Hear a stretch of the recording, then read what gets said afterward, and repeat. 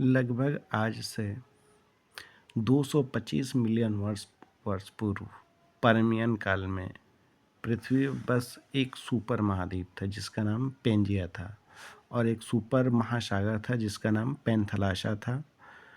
और पेंजिया आगे चलकर 200 मिलियन वर्ष पूर्व में ट्रियासिक काल में दो भागों में बढ़ जाता है, लॉरेशिया और गोंडवाना लैंड में।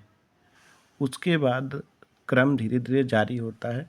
लॉरेशिया भी दो भागों में टूटता है, जिसमें उत्तरी अमेरिका महाद्वीप, फिर एशिया और यूरोप अलग होता है लॉरेशिया से।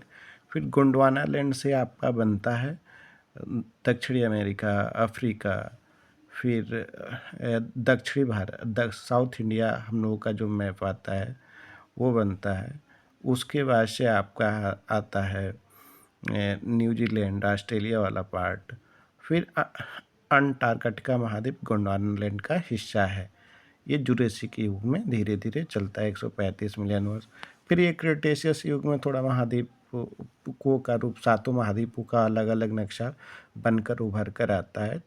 ये जो क्रिटेशियस युग है 65 मिलियन वर्ष पूर्व की बात है। फिर आगे चलकर आपका लॉरेशिया के जो हिस्सा होते हैं, उत्तरी अमेरिका, यूरोप, एशिया आता है पूरा लॉरेशिया में।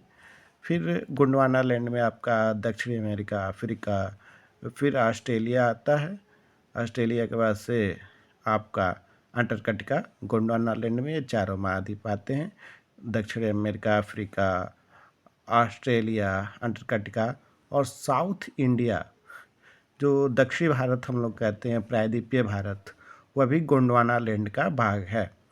और एशिया में आपका आता है उत्तरी अमेरिका, यूरोप, एशिया, जिसको लॉरेशिया के नाम से जाना जाता है।